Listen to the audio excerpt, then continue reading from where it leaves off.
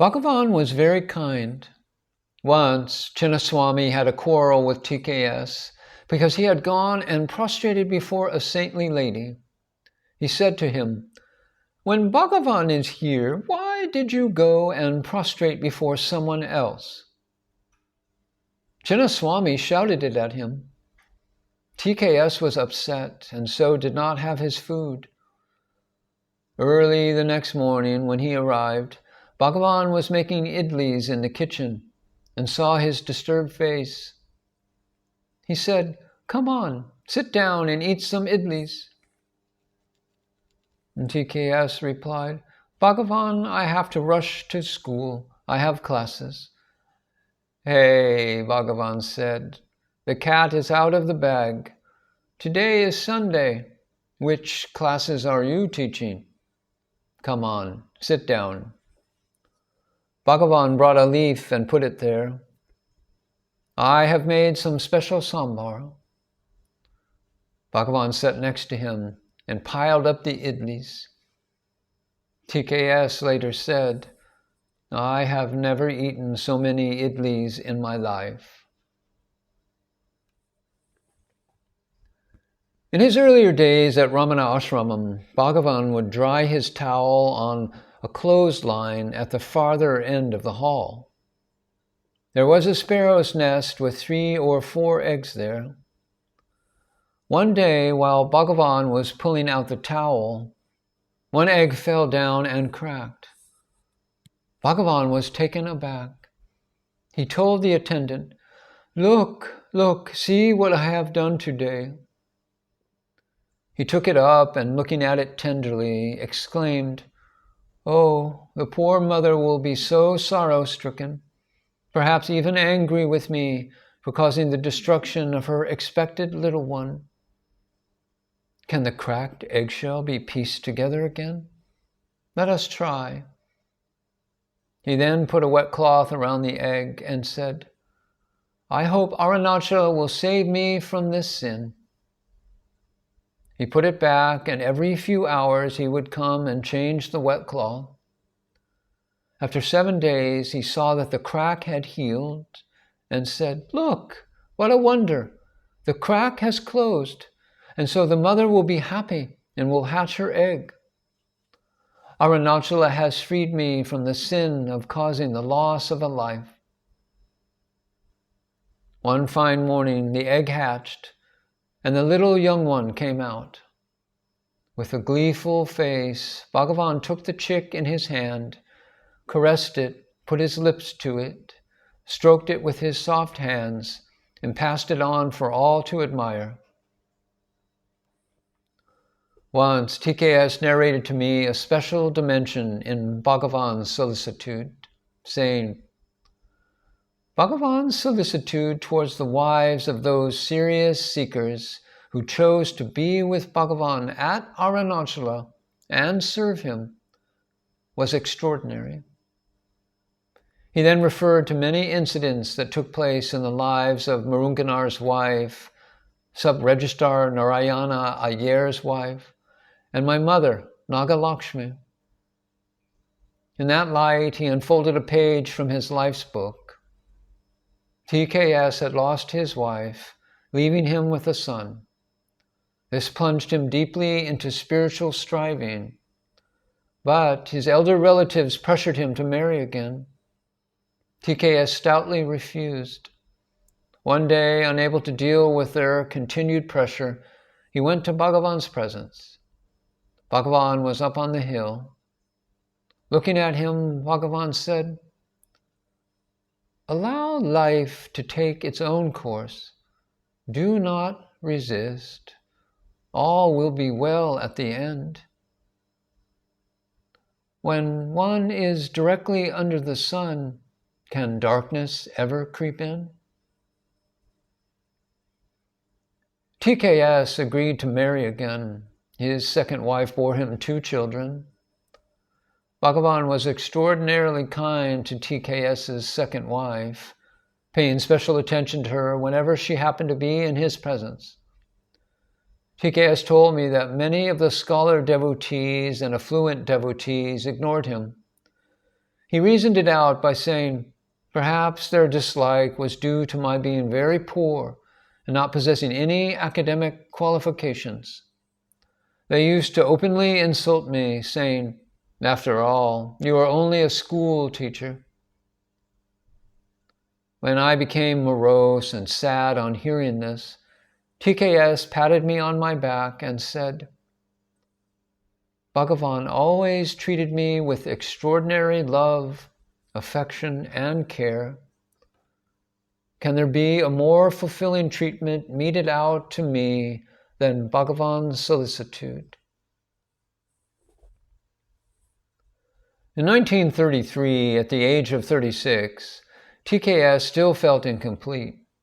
So he prayed to Bhagavan, Bhagavan, show me your real form. Bhagavan said, sit down there, and directed his glance of grace. TKS's heart opened, and he closed his eyes in ecstasy. Bhagavan told him, whatever you want to see, see now. TKS's chosen form of God was Rama. So he asked to see Rama. For 2 hours, he had the darshan of Rama crowned, seated on the throne with his wife Sita, surrounded by his brothers, and with Hanuman, the monkey devotee, at his holy feet. When he came out of ecstasy, Bhagavan asked, what did you see? TKS shared the description of what he had seen, and Bhagavan said, go and bring Dakshinamurti, the book of the 108 names. Read the 5th verse. In it, the name given to Dakshinamurti is Yoga Pataburamaya Namaha, which means Dakshinamurti is Rama. It is said that Rama's capital city, Ayodhya, has 8 corners and 9 gates. Tiruvannamalai has 8 corners and 9 gates. Tiruvannamalai is Ayodhya, and Rama is Arunachala. TKS said, I wanted a God, a scripture, and a diva, a form of God, to be worshipped. Bhagavan became my universal God. His collected works became my scriptures, and Rama was my diva. Bhagavan proved that he was Rama by giving me Rama Darshan. Once I asked him, how did you compose the mantra Om Namo Bhagavate Sri Ramanaya? TKS was kind enough to share the following, saying, from my early childhood, I was deeply devoted to Lord Krishna. Generation after generations of our family were initiated into the mantra Om Namo Bhagavate Vasudevaya. Vasudevaya is another name for Sri Krishna.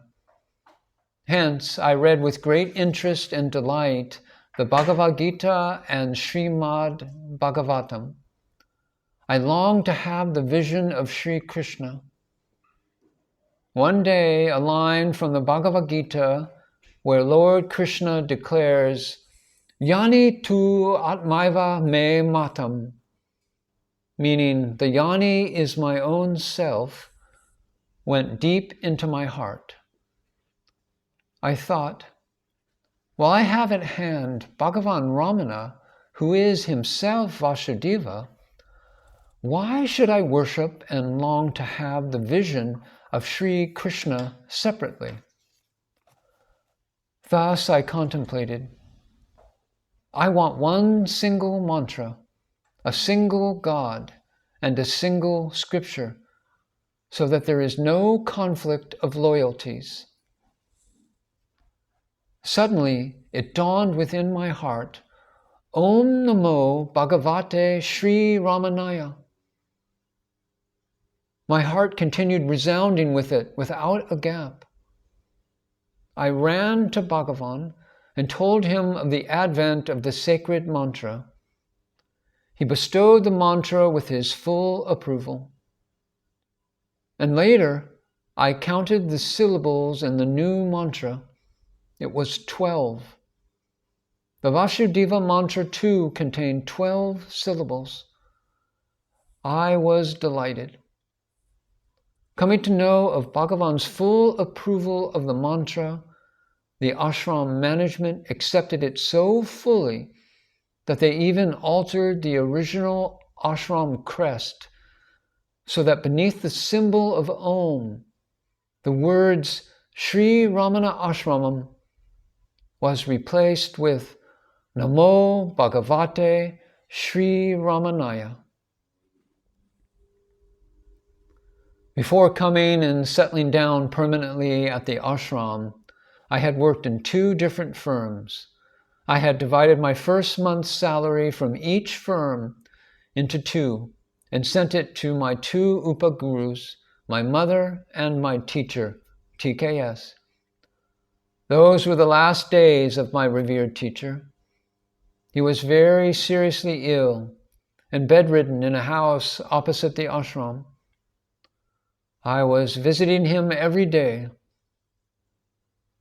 On his last day, he said, Ganesa, these people who look after me are very poor people. So please utilize the amount in this envelope for my funeral expenses. And I want you to carry my body, chanting Arunachala Shiva, all the way to the cremation ground. Though I was crying all the time, I asked him, How did you get so much money? He smiled graciously and said, You remember, twice you had sent me your first month's salary for my daily expenses. I did not spend it. They were so dear to my heart. Now, you yourself can spend it on my last journey back to Arunachala. He then gave me a pat on my head and said, This is my blessing to you. See, I am giving you my all. Can anything else in the world equal the beauty and splendor of that single touch of wisdom? O Lord, grant me the boon that my tongue should constantly repeat your sacred name, even if my mind strays away.